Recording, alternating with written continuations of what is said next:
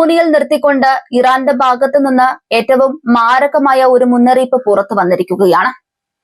അമേരിക്കയുടെയോ ഇസ്രയേലിന്റെയോ ഭാഗത്തു നിന്ന് ഇനിയൊരു ആക്രമണം ഉണ്ടായാൽ തങ്ങളുടെ ആണവ പദ്ധതികൾ ആർക്കും തടയാനാവാത്ത വിധം വേഗത്തിലാക്കുമെന്നും യുറേനിയം സമ്പുഷ്ടീകരണം 90% ഉയർത്തുമെന്നും ഇറാൻ പ്രഖ്യാപിച്ചു കഴിഞ്ഞു.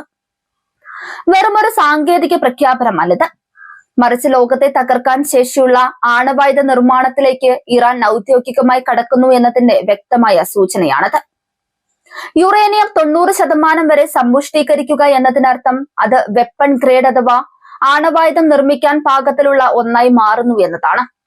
നിലവിൽ സമാധാനപരമായ ആവശ്യങ്ങൾക്കായി കുറഞ്ഞ അളവിൽ മാത്രം സമ്പുഷ്ടീകരണം നടത്തിയിരുന്ന ഇറാൻ ഇത്രയും വലിയൊരു നിലപാട് മാറ്റം പ്രഖ്യാപിച്ചത് അന്താരാഷ്ട്ര തലത്തിൽ വലിയ നടുക്കമുണ്ടാക്കിയിട്ടുണ്ട്.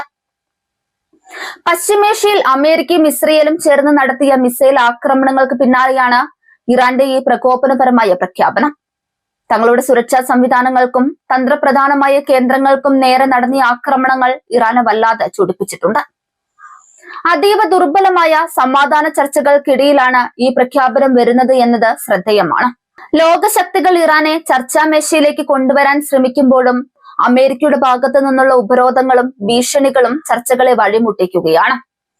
ഇത്തരമൊരു സാഹചര്യത്തിൽ ചർച്ചകൾ പരാജയപ്പെട്ടാൽ തങ്ങളുടെ മുന്നിലുള്ള ഒരേയൊരു വഴി ആണവായുധം മാത്രമാണെന്ന് ഇറാൻ ലോകത്തിന് കാണിച്ചു കൊടുക്കുകയാണ്.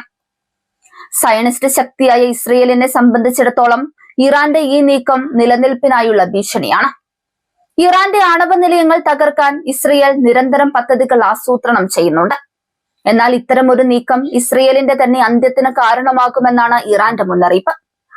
90% സമ്പുഷ്ടീകരിച്ച യുറേനിയം ഉപയോഗിച്ച് നിർമ്മിക്കുന്ന ബോംബുകൾ മിനിറ്റുകൾക്കുള്ളിൽ മിഡിൽ ഈസ്റ്റിന്റെ ഭൂപടം മാറ്റിവരയ്ക്കാൻ ശേഷിയുള്ളവയാണ്.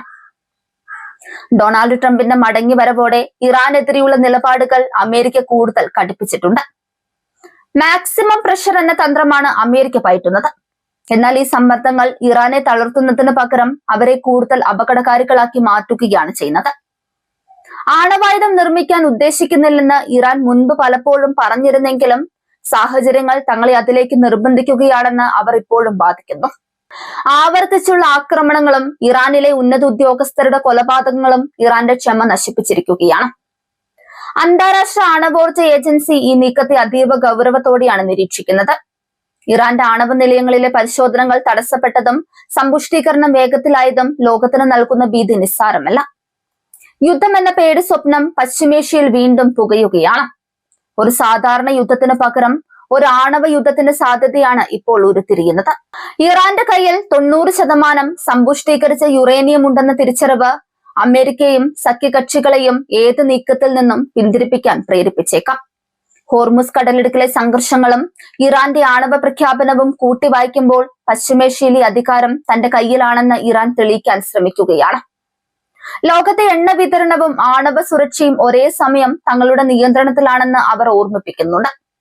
ഇറാന്റെ ഈ കരുത്ത പ്രദർശനം മറ്റ് അറബ് രാജ്യങ്ങളെ മാറി ചിന്തിക്കാൻ പ്രേരിപ്പിക്കുകയാണ്.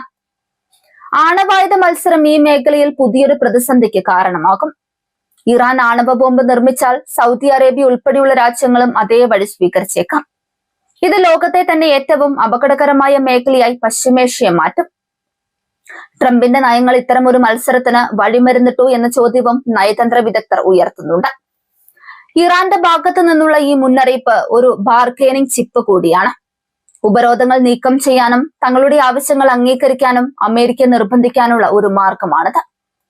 ഇറാൻ ജനതയ്ക്കിടയിൽ ഈ പ്രഖ്യാപനം ഒരുതരം ദേശീയ വികാരമായി മാറിയിട്ടുണ്ട്.